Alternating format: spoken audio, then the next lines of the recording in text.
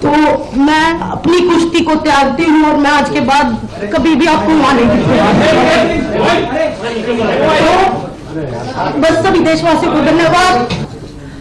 तो मैं अपनी कुश्ती को त्यागती हूँ और मैं आज के बाद कभी भी आपको वहां नहीं दिखूंगा।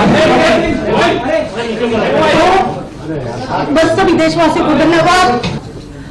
तो मैं अपनी कुश्ती को त्यागती हूँ और मैं आज के बाद कभी भी आपको वहां नहीं दिखूंगा।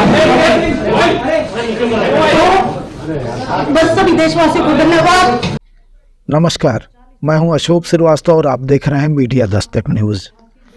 इंटरनेशनल कुश्ती में ओलंपिक में इकलौता मेडल जीतने वाली महिला खिलाड़ी साक्षी मलिक ने कुश्ती को हमेशा के लिए अलविदा कह दिया। साक्षी दिल्ली में पत्रकारों के सामने फूट फूट कर रोई। साक्षी ऐसे न जाने कितने मेडल ला सकती है, लेकिन नरेंद्र मोदी सरकार और बाहुबली ब्रजभूषण शरण सिंह से हार गई।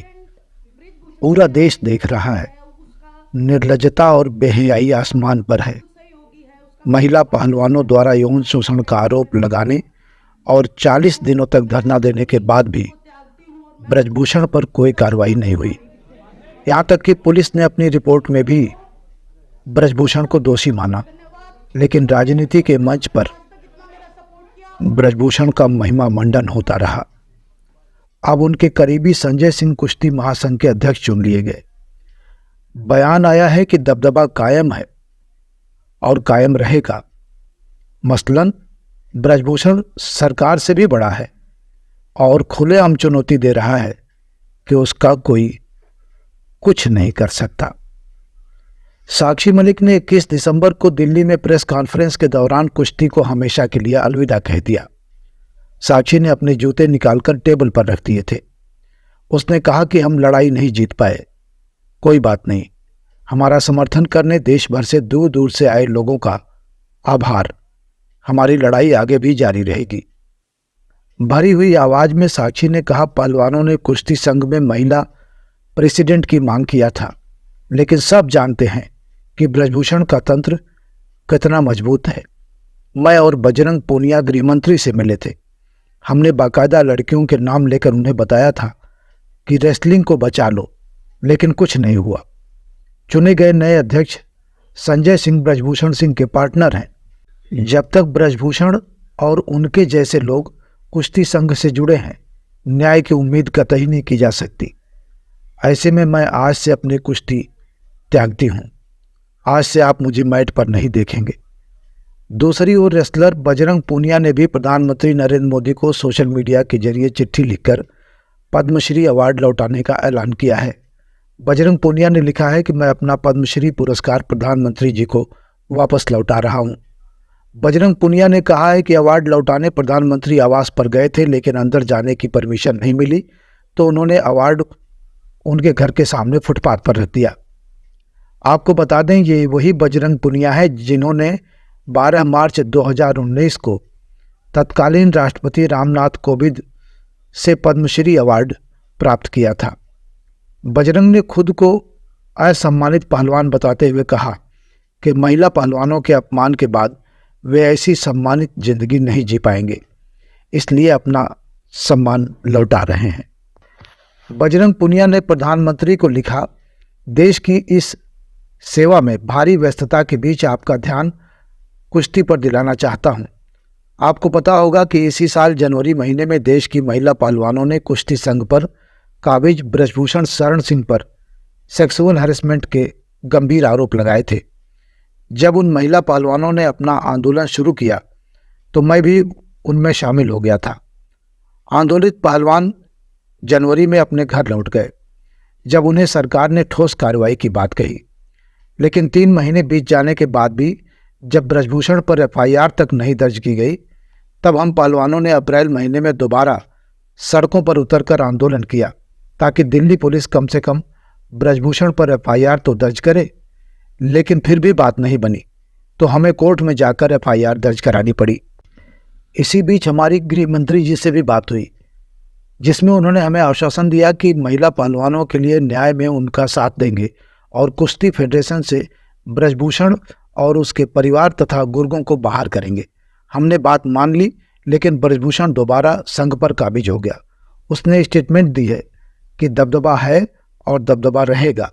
महिला पहलवानों के यौन शोषण का आरोपी सरेआम दोबारा कुश्ती का प्रबंधन करने वाली इकाई पर अपना दबदबा होने का दावा कर रहा था। इसी मानसिक दबाव में आकर साक्षी मलिक ने कुश्ती से संन्यास ले लिया। हम सभी रात भर रोते रहे। समझ नहीं आ रहा था कि कहाँ जाएं, क्या करें और कैसे जिएं। इतना मान सम्मान दिया सरकार ने, लोगों ने। साल 2019 में मुझे पद्मश्री से नवाजा गया। खेल रत्न और अर्जुन अवार्ड से भी सम्मानित किया गया। लगा था कि जीवन सफल हो गया, लेकिन आज उससे कहीं ज़्यादा दुखी हूँ और ये सम्मान मुझे कचोट रहे हैं। कारण सिर्फ एक ही है, महिला पहलवानों को कुश्ती छोड़नी पड़ी। बजरंग ने पत्र में यह भी लिखा है कि जिन बेटियों को बेटी बचाओ बेटी पढ़ाओ की ब्रांड एम्बेसडर बनना था, उनको इस हाल में पहुंचा दिया गया कि उनको खेल से ही संन्यास लेना पड़ा। हम सम्मानित पहलवान कुछ नहीं कर सके। महिला पहलवानों को अपमानित किए जाने के बाद मैं सम्मानित बनकर अपनी ज़िंदगी नहीं जी पाऊंगा। ऐसी ज़िंदगी कचोटेगी मुझे, इसलिए यह सम्मान मैं आपको लौटा रहा हूं। क्या हो रहा है इस देश में? विपक्षी नेताओं को ईडी और सीबीआई ने चुप करा रखा है। मीडिया पहले से चुप है, जनता भी चुप है।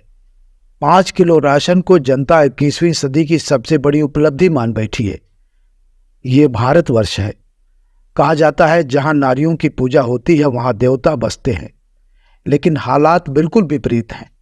नारियां अपना सम्मान खो रही हैं, उनकी अस्मत को रौंदा जा रहा है। 36 करोड़ देवताओं ने क्या ये देश छोड़ दिया है? जरा भी इंसानियत बची है तो पीड़ित महिलाओं की आवाज़ बनिए और बेटा पढ़ाओ का नारा लगाइए, जिससे बड़ा होकर आपका बेटा दूसरा ब्रजभूषण न बने और नारियों को सम्मान की नज़र से देखे, जिससे एक बार फिर भारत भूमि पर देवताओं का वास हो। अंत में हम तो 40 दिन सोए रोड पे, लेकिन मैं सभी तमाम देशवासी जो भी हमारे प्रोटेस्ट में आए, दूर दूर से आए, बूढ़ी महिलाएं आई, बहुत सारे लोग ऐसे आए जिनके पास खाने कमाने के लिए नहीं है, फिर भी हमें सपोर्ट करने आए। हम नहीं जीत पाए, पर आप लोगों का बहुत बहुत धन्यवाद।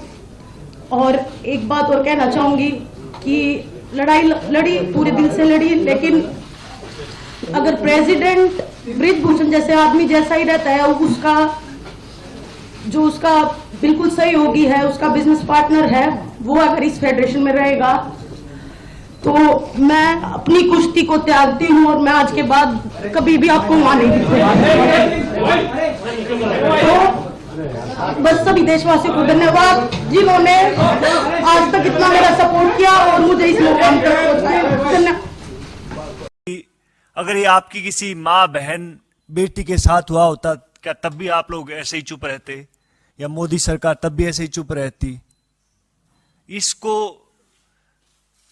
इस खेल के जो इन्होंने प्रोटेस्ट किया था उसको तरह तरह से बदनाम करने की कोशिश की गई। उसको कहा गया कि आप किसी कांग्रेस पार्टी से प्रेरित हैं, उसको कहा गया कि आप ये तो जाटों का एक प्रोटेस्ट है। तरह तरह के एलिगेशन लगाए गए। मैं गया वहां, पहले दिन से उनके साथ था, मैं अब भी साथ हूँ और आगे भी साथ रहूंगा, बिकॉज मुझे मालूम है कि खिलाड़ी की जो पीड़ा होती है वो इतनी आसानी से नहीं जाती, बिकॉज वो लड़ाई चाहते हैं, वो लड़ना जानते हैं।